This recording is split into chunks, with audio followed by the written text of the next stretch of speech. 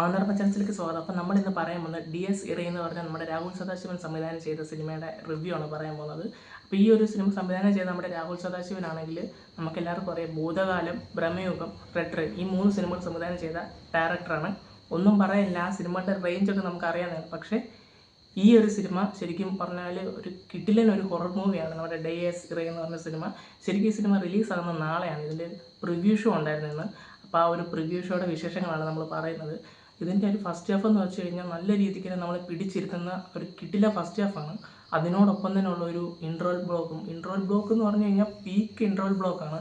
അതേപോലെ തന്നെ നമ്മുടെ പ്രണവ് മോഹൻലാലിൻ്റെ അഭിനയമാണെങ്കിലും വേറെ ലെവൽ സംഭവമാണ്. കിട്ടിലിനായിട്ട് പുള്ളി പെർഫോം ചെയ്ത് വെച്ചിട്ടുണ്ട്.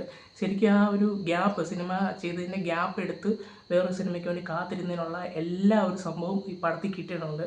പിന്നെ രാഹുൽ സദാശിവൻ, അദ്ദേഹമാണ് ഈ ഒരു സിനിമ ഫുള്ള് അദ്ദേഹത്തിൻ്റെ ഷോൾഡറിലാണ് ഇരിക്കുന്നത്. അതൊരു ഡയറക്ഷനും മേക്കിംഗ് എടുത്തു പറയുകയാണെങ്കിൽ കിട്ടില്ല മേക്കിംഗ് ആണ്.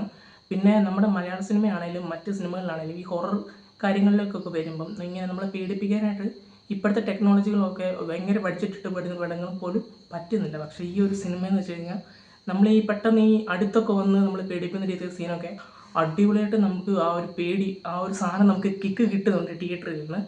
ശരിക്കും പറഞ്ഞാൽ തിയേറ്ററിൽ ഒരിക്കലും മിസ് ചെയ്യരുതൊരു കിടിലൻ എക്സ്പീരിയൻസ് ആയിരുന്ന ഒരു കിടില ഹൊറർ മൂവി തന്നെയാണ് നമ്മുടെ DS ഇറ എന്ന് പറയുന്ന സിനിമ.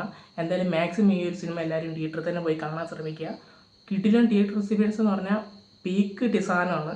എന്തായാലും ഹൊറർ ചിത്രങ്ങൾ ഇഷ്ടപ്പെടുന്ന ഹൊറർ സിനിമകളുടെ ഫാൻസായിട്ടുള്ള ആൾക്കാർക്ക് ഉറപ്പായിട്ട് പോയി കാണുന്ന സിനിമയാണ്. പിന്നെ ചെറുക്കൻ്റെ നല്ല കിടിലൻ പെർഫോമൻസും ഉണ്ട്. ഡയറക്ഷൻ, മേക്കിംഗ് ക്വാളിറ്റി, മ്യൂസിക് എല്ലാം കിടിലമാണ്. നിങ്ങൾ പോയി കാണുക.